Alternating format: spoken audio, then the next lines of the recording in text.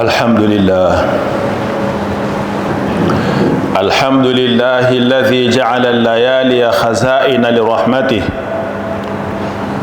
ومحطات لتجليات عفوه، وأشهد أن لا إله إلا الله وحده لا شريك له، جعل الأيام مدرجات للقرب منه، وأشهد أن سيدنا محمدا عبده ورسوله، صلى الله تعالى وسلم وبارك على سيدنا محمد وعلى آله وصحبه.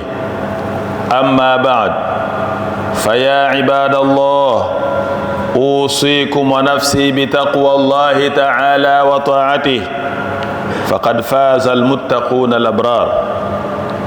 أيها الناس، ما زلنا نعيش في شهر شعبان أطل علينا بنسماته، شهر تربع بين رجب ورمضان، إنه شهر غفل عن فضله الكثيرون، فكان النبي صلى الله عليه وآله وسلم يخصه بعناية فائقة. واعلموا أن الله تعالى قد جعل لكل وقت وظائف لعباده يتقربون بها إليه، فمنها ما تتكرر كل يوم كالصلوات الخمس، ومنها ما تتكرر كل أسبوع كصوم يوم الاثنين والخميس وصلاة الجمعة، ومنها ما تتكرر كل شهر كصيام أيام البيض، ومنها ما يتكرر كل عام كرمضان والحج وليلة النصف من شعبان. وهذه الأوقات ما هي إلا مراكز ومحطات تمنح المؤمن رصيدا من الإيمان والتقوى، بل كل شهر كصيام أيام البيض. وهذه الأوقات ما هي إلا مراكز ومحطات تمنح المؤمن رصيدا من الإيمان والتقوى، بل كل وقت في هذه الدنيا غنيمة يتزود منها المؤمن لآخرته، فكيف إذا كان ذلك الوقت له مكانة عند الله سبحانه وتعالى؟ وها نحن اليوم وفي هذا الوقت مع محطة من هذه المحطات الإيمانية، مع شهر مبارك تأتي وسطه ليلة عظيمة هي من كرائم ليالي السنة، إنها ليلة النصف منه، ليلة ينزل فيها ربنا سبحانه وتعالى رحمته ومغفرته، فعظموا ذلك الشهر كله بعمارته بالطاعات والقربات، خصوصا الصيام، وعظموا تلك الليلة بالقيام، وعظموا ذلك اليوم بالصيام.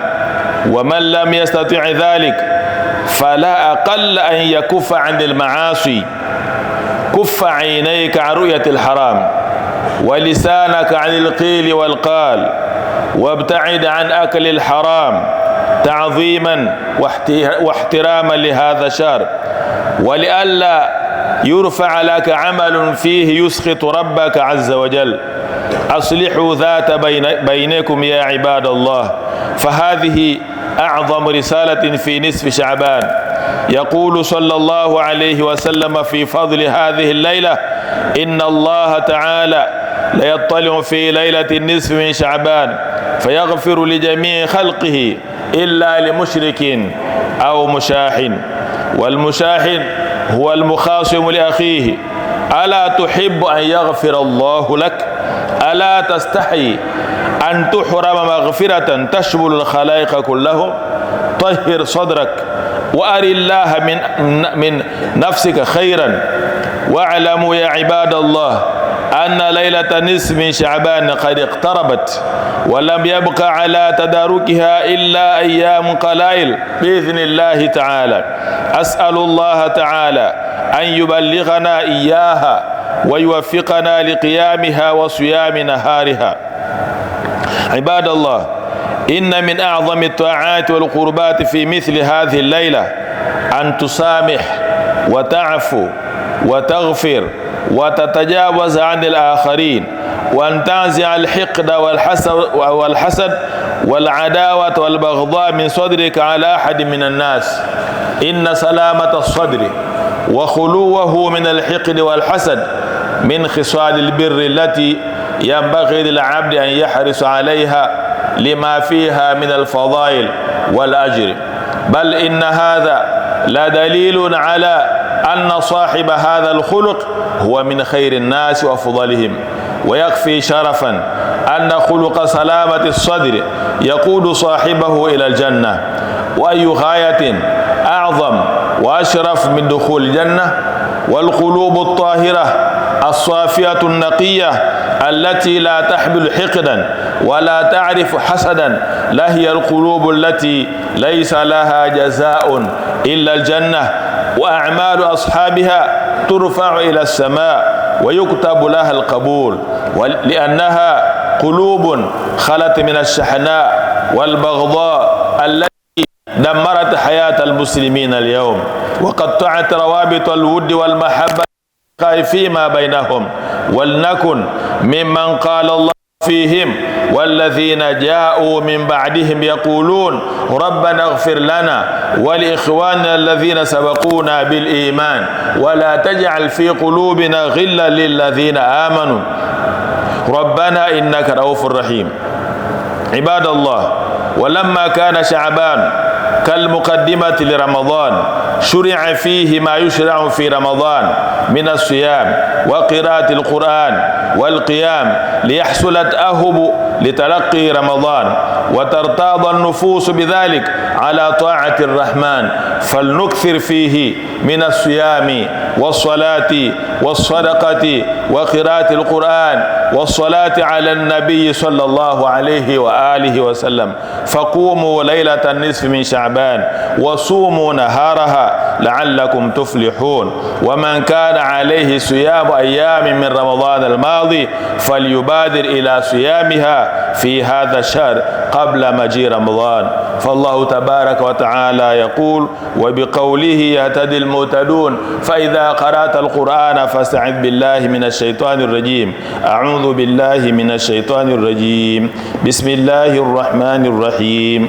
حاميم والكتاب المبين. إنا أنزلناه في ليلة مباركة إنا كنا منذرين فيها يفرق كل أمر حكيم.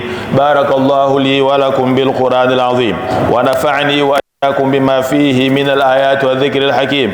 أقول قولي هذا وأستغفر الله العظيم لي ولكم ولسائر المسلمين فاستغفروه إنه هو الغفور الرحيم وهو البر الكريم. اللهم صل على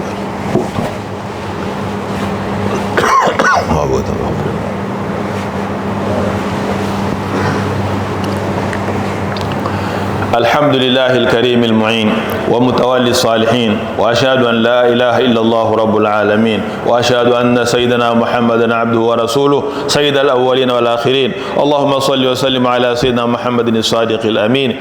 أما بعد، فأوصيكم عباد الله بتقوى الله في جميع الحالات. أكثروا من فعل الخيرات واستزيدوا من الحسنات، إن الله مع الذين اتقوا والذين هم محسنون. فاذكروا الله ذكرا كثيرا وسبحوه بكرة وأصيلا. يا أيها الذين آمنوا اركعوا واسجدوا واعبدوا ربكم وافعلوا الخير لعلكم تفلحون. واعلموا أن الله أمرنا بالصلاة على نبيه أمرا وبين لنا رسوله ثوابا عظيما. فقال تعالى: إن الله وملائكته يصلون على النبي يا أيها الذين آمنوا صلوا عليه وسلموا تسليما.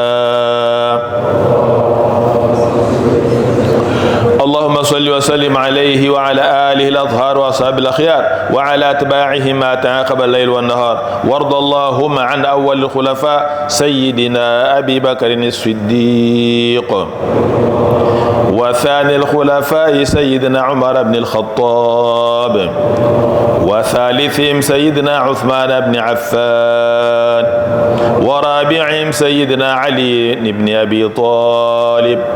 اللهم وارض عن أم المؤمنين سيدتنا خرية الكبرى وفاطمة الزهراء وسيدنا الحسن الحسين سبط رسول الله وسيدنا الحمزة العباس عمي نبيك وباقي أهل بيت رسول الله وأصحاب رسول الله.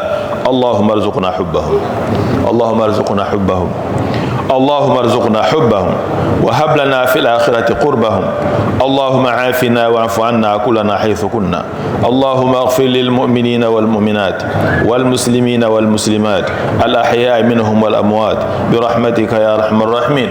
اللهم اصلحنا واصلح جميع أحوال المسلمين. اللهم انشر علينا من فضلك الرحمات وجنبنا المكاره والسيئات. اللهم اصلحنا واصلح كافة مشايخنا وقضاتنا وحكامنا أولي الأمر منا واهدهم إلى الصواب واحفظهم من البلاء والبلواء والبليات ومن شر كل المؤذيات يا أرحم الراحمين. اللهم اجعل مجتمعنا هذا مجتمعا مرحوما وتفرقنا بعد تفرقا معصوما، ولا تجعل اللهم فينا ولا من أمة محمد صلى الله عليه وسلم شقيا ولا محروما يا أرحم الراحمين. عباد الله، إن الله يأمر بالعدل والإحسان وإيتاء ذي القربى وينهى عن الفحشاء والمنكر والبغي يعظكم لعلكم تذكرون. فاذكروا الله الكريم يذكركم واشكروا نعمه يزدكم واسألوه من فضل يعطيكم ولذكر الله أكبر.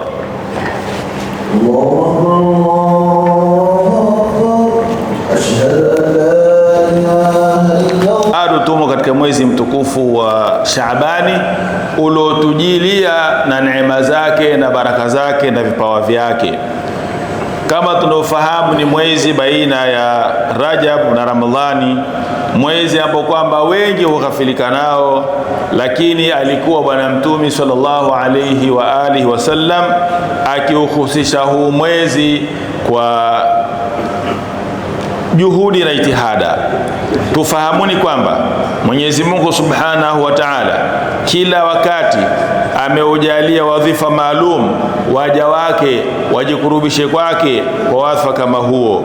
Katika nyadhifa hizo kuna zinazojikariri kwa kila siku kama swala tano, ziko zinazojikariri kila wiki kama kufunga Jumatatu, kufunga Alhamisi, lakini pia na hii swala ya Juma, na kuna zinazojikariri kila mwezi kama kufunga masiku meupe, na kuna zinazojikariri kila mwaka kama kufunga mwezi mtukufu wa Ramadhani, kuhiji, lakini pia na ibada za usiku wa nusu ya Shaabani. Hizi nyakati ni vituo ambavyo kwamba vinatupa nguvu katika imani na uchamungu na kutuzidishia na kutuamsha kila wakati katika hii dunia. Ni chumo ambalo kwamba anaweka zawadi muumini kwa ajili ya akhera yake. Itakuwa vipi basi wakati kama huo ukiwa ni wenye nafasi maalum mbele ya Mwenyezi Mungu Subhanahu wa Ta'ala? Sisi pia tumo katika kituo miongoni mwa hivyo vituo vya kiimani ambao kwamba ni mwezi mtukufu wa Shaaban, ambao katikati yake huja usiku mtukufu sana, na vile vile ni katika yale mausiku matukufu ya mwaka. Kama tunavyoona Lailatul Qadri ni usiku mtukufu, na nisfu Shaaban ni usiku mtukufu, vile vile Miraji ni usiku mtukufu, na huu usiku wa nisfu Shaaban ni katika usiku uliotukuzwa na Mola Subhanahu wa Ta'ala. Katika usiku kama huu Mwenyezi Mungu Subhanahu wa Ta'ala huteremsha rehema zake na maghfira yake. Tuutukuzeni mwezi huu wa Shaabani wote kwa ujumla kwa kufanya ibada na taa na mambo ya kutukurubisha kwa Mwenyezi Mungu Subhanahu wa Ta'ala, haswa saumu. Tutukuzeni usiku kama huo wa nisfu Shaabani ambao tumetangaziwa hapa siku ya Jumanne. Tutakuwa tuko hapa kumuomba Mwenyezi Mungu Subhanahu wa Ta'ala, usiku ambao tumeusiwa mengi ya khairati tufanye katika usiku huo. Lakini vile vile mchana wake tuutukuzeni kwa kufunga. Asiyeweza kufanya haya yote hawezi kusimama usiku kama ule, hawezi kufunga mchana wake, basi angalau afanye kitu cha kujiepusha na maasiya. Yaziwie macho yako kutazama haramu, uziwie ulimi wako kuzungumza haramu, kaa mbali na kula haramu, kwa heshima na taadhim ya mwezi mtukufu kama huu wa Shaaban, na ili amali zako zisirufaishwe kwenda kwa Mola wako hali ya kuwa zinamkera na kumchukiza Mola wako. Tengenezeni mambo tutengeneze mambo yaliyo baina yetu sisi, na haya jambo ya kutengeneza nyoyo ndio ujumbe katika ujumbe mkubwa ambao tunapewa katika usiku wa nisfu Shaaban. Bwana Mtume anatuambia usiku ule wa nisfu Shaaban Mwenyezi Mungu huwatazama waja wake akawasamehe wote ila watu wawili. Ziko riwaya mbalimbali, lakini leo tusome na hawa wawili: mushrik, mushahin, anayemshirikisha Mwenyezi Mungu na mwenye vifundu katika moyo wake, anayegombana na mwenzie akawa hawezi kusamehe. Mambo mawili haya, shirki inakuondoshea dini, na ile hikdi au kifundu katika moyo kinaondosha dini yako vile vile. Mambo mawili haya hatari sana, ambao kwamba tunapewa ujumbe maalum katika usiku kama huu. Pambana, jitahidi uyaondoshe katika moyo, hasa yule anayekukera zaidi, pambana zaidi kumsamehe katika usiku kama huo. Jamaa, madaraja mbele ya Mwenyezi Mungu hayaji kwa kutamani, yanakuja kwa kupambana na kufanya ibada kama hizo. Je, hutaki Mwenyezi Mungu akusamehe? Je, huoni haya unyimwe msamaha kama huo Mwenyezi Mungu unaoenea viumbe wote kisha wewe usiwemo? Tahirisha moyo wako, muonesha Mola wako kheri kutokana na nafsi yako. Tufahamuni kwamba huo usiku wenyewe wa nisfu Shaaban umeshakaribia. Leo mwezi 10. Hebu weke katika kumbukumbu yako, kuna vitu vinaitwa alarm katika simu vile vikumbushio. Hebu weka wewe kwamba Jumanne inayokuja ndio huo usiku wa nusu ya Shaaban. Popote utakapokuwa katika ardhi ya Mwenyezi Mungu, popote utakapokuwa bara au baharini, usiku kama ule si lazima uwe jamaa, hata kama peke yako, fanya ibada kwa ajili ya Mola wako Subhanahu wa Ta'ala. Wengineo waliokuwa karibu wataenda misikitini, wataenda katika mazawia, watakwenda katika madarisi, mahala pa mijumuiko, wakasoma Yasini kwa zile nia tatu ambazo kwamba tumewekewa na ulama zetu. Mwenyezi Mungu atuafikishe na sisi inshallah Taala. Katika kudadaraki usiku huo, bakia masiku machache, tunamuomba Mwenyezi Mungu atufikishe usiku kama huo na atuwezeshe kusimama, kwa sababu imekuja katika hadithi, utakapofika usiku wa nisfu Shaabani, tusimameni usiku, tuhuishe ule usiku na mchana wake tufungeni. Hivi ni katika vitu ambavyo kwamba vinatukurubisha kwa Mwenyezi Mungu Subhanahu wa Ta'ala. Samehe, wasamehe walokukosea, pengine hata kabla hawajakutaka msamaha. Ondosha vifundo, usifanye hasad, usifanye uadui, usifanye bughdha. Viondoshe vyote katika moyo wako. Moyo wako uwe ni moyo salama, mwepesi, usijitie mazito. Haya yote ni mazito. Ule usalama wa moyo na kusafisha kutokana na vifundo na hasad ni katika mambo ya uwema ambayo yatakiwa mja ayapupie, ayakimbilie, kwa sababu ni mambo yenye malipo makubwa. Bali kuyaondosha hayo katika moyo ni dalili miongoni mwa dalili zinazofahamisha kwamba huyu ni mwenye tabia njema na ni katika watu bora. Inatosha kuwa ni utukufu kwamba tabia ya kusafisha moyo inampeleka mwenye tabia kama hiyo peponi. Lengo lipi kubwa lako wewe kama si kwenda peponi? Na lengo lipi tukufu kama si kuingia peponi? Na nyoyo safi zilizotahara ambazo kwamba hazibebi vifundo, hazifahamu hasadi ni kitu gani, ndiyo nyoyo ambazo kwamba hazina malipwa ila pepo. Na amali za wenye nyoyo kama hizi ndizo amali ambazo kwamba hurufaishwa. Na watu kama hawa nyoyo zao ndizo zinazoandikwa kabul, kwa sababu ni nyoyo zilizoepukana na zimesalimika, zimesafika kutokana na vifundo na bugdha, ambazo kwamba mambo kama haya ndiyo yanayoharibu maisha ya Uislamu hivi leo. Kuchukiana, kubughidhiana, kuhusudiana, kuendeana vinyume, ndio mambo ambayo kwamba yanaharibu maisha ya Uislamu. Misikitini, mazawiani, madarasani, katika jumuiya, vifundo na chuki na bugdha ni mambo ambayo kwamba yanaharibu maendeleo ya Uislamu. Na kamwe alhasudu la yasud, ukiwa na husda huwezi kuendelea. Mwenyezi Mungu atuepushe na husda. Katika ujumbe tunaopewa wa usiku kama ule, si dua tu, dua zinasomwa, swala zinaswaliwa, na nyoyo tusafishe ndio tuwe watu salama. Na vifundo kama hivyo vinakata mafungamano ya kimapenzi na undugu baina ya Waislamu. Ukiuliza, ukitizama, ukifuatilia, ukipeleleza, ukichunguza, utaona kwamba kikubwa ni bughdha na husda. Mwenyezi Mungu atuahirishe nyoyo zetu.